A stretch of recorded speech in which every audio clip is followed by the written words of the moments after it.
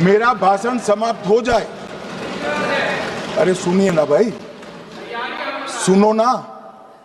दो बड़े बोलते हैं तब बीच में नहीं बोलते। नमस्कार, मैं संजय कुमार, आप देख रहे हैं आज का भारत लाइव न्यूज।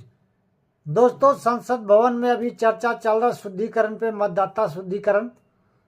इस पे अमित शाह का भाषण बहुत लाजवाब था, सुनने लायक था। सुनिए। मेरा भाषण समाप्त हो जाए। अरे सुनिए ना भाई, सुनो ना। दो बड़े बोलते हैं तब बीच में नहीं बोलते।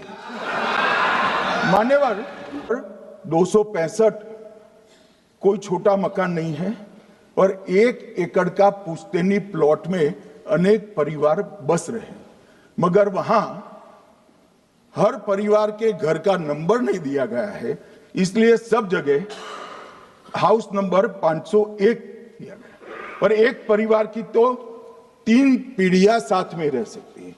और पुराने नंबर से ही जब हरियाणा में कांग्रेस की सरकार चुनी गई तब से ये नंबर इसी तरह से चल रहा है। ये ना कोई फर्जी घर है, ना फर्जी वोटर है। मान्यवर, वोट चोरी का नैरेटिव बनाने के लिए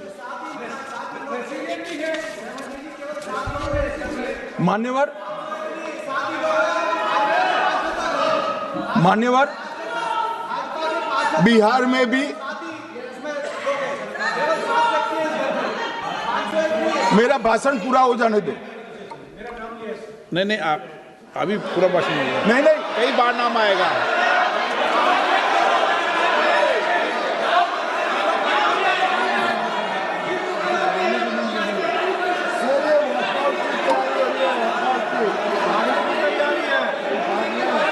माननीय सदस्य, 2 मिनट बैठिए, मैं कुछ बोलना चाहता हूं। 2 मिनट बैठिए, मैं एक मिनट। माननीय सदस्य, 1 मिनट। मान्यवर, मेरा विपक्ष के नेता से एक निवेदन है कि 2 मिनट सुन ले मुझे, बाद में उनको बोलने का मौका दीजिए। मान्यवर, 2 मिनट। मान्यवर, मेरा आपसे विनम्र निवेदन है, मैं आधी रात तक बैठने के लिए तैयार हूं, मुझे कोई आपत्ति नहीं। मेरा भाषण समाप्त हो जाए। अरे सुनिए ना भाई, सुनो ना। दो बड़े बोलते हैं तब बीच में नहीं बोलते। मान्यवर, मेरा भाषण समाप्त हो जाए। प्लीज नहीं। मान्यवर, मेरा भाषण समाप्त हो जाए बाद में। इसमें जितने भी मुद्दे विपक्ष के नेता खड़े करेंगे, मेरी मर्यादा में इसका जरूर जवाब दूंगा, मुझे कोई आपत्ति नहीं। मेरा विनंती इसलिए है मान्यवर,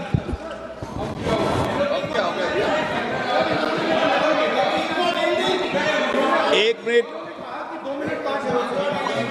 उनको पूरी बात करने दें। हाँ। मान्यवर, मेरा विनंती भी मान्यवर, नो प्लीज डिबेट नहीं करते बैठे। मान्यवर, मेरा विनंती इसलिए है कि शायद वो जो मुद्दा खड़ा करना चाहते हैं उसका जवाब मेरे आगे भाषण में आ जाएगा तो मुद्दा ही नहीं बचेगा। इसलिए मैं कह रहा हूं मुझे पूरा सुन लिया जाए।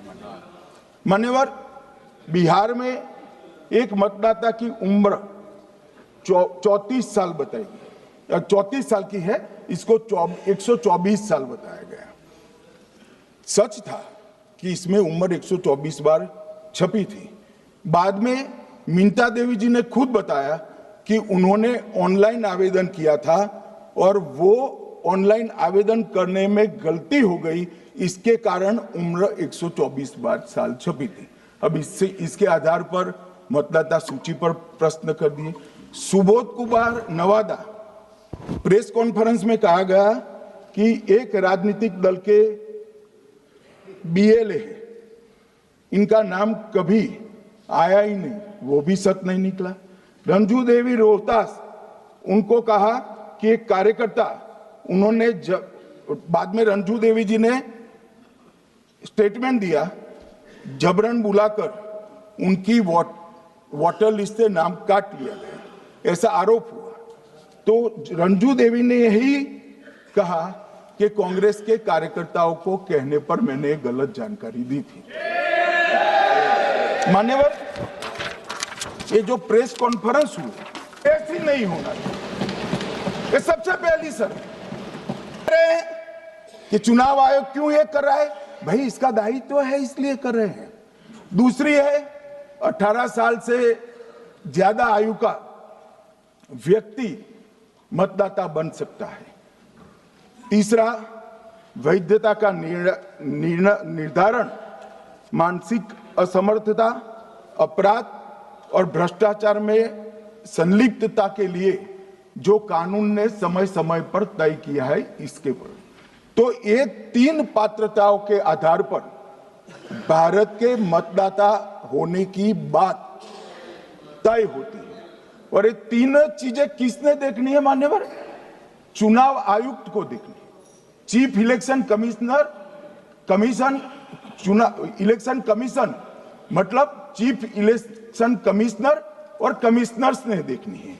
और 327 में मतदाता सूची, सीमांकन, चुनाव संचालन और उसके लिए कानून बनाने की सिफारिश संसद को करने की सत्ता चुनाव आयोग को दी है।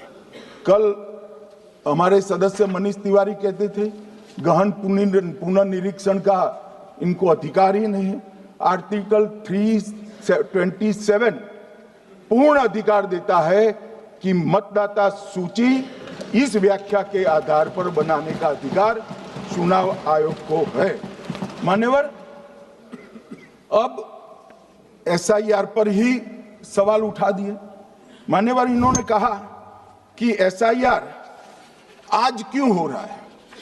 मैं इनको थोड़ा इतिहास और मान्यवर एक नई फैशन हो गई है, इतिहास बताते हैं तो नाराज हो जाते हैं कि आप इतिहास मत बताइए।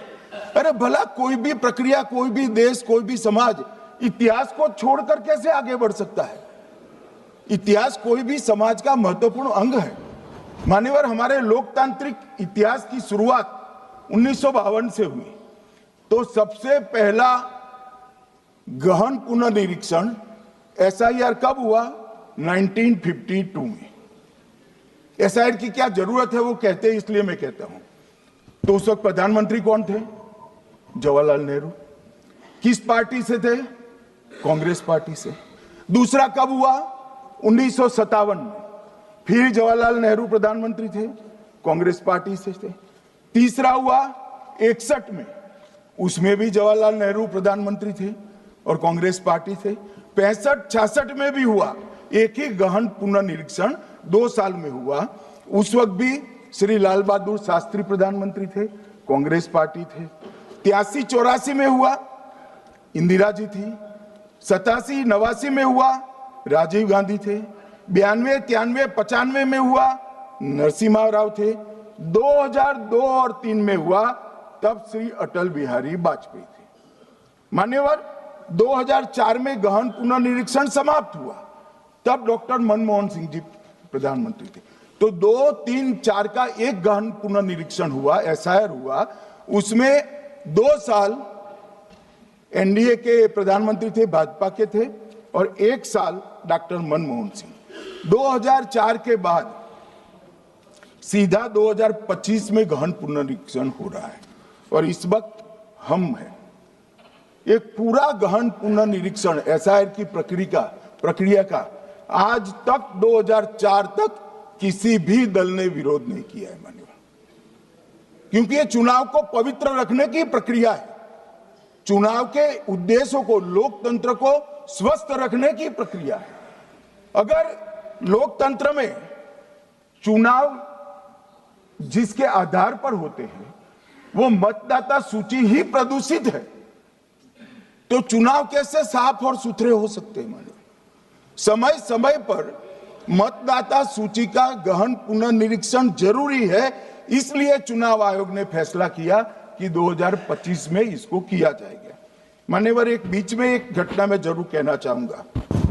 2010 में एक चुनाव आयुक्त महोदय ने निर्णय किया कि रिटर्निंग ऑफिसर को मतदाता सूची में से नाम काटने का अधिकार नहीं है, और उसके बाद से किसी की मृत्यु हुई तो भी नाम नहीं कटते थे, कोई एक क्षेत्र से दूसरे क्षेत्र में गया तो भी नाम नहीं कटते थे।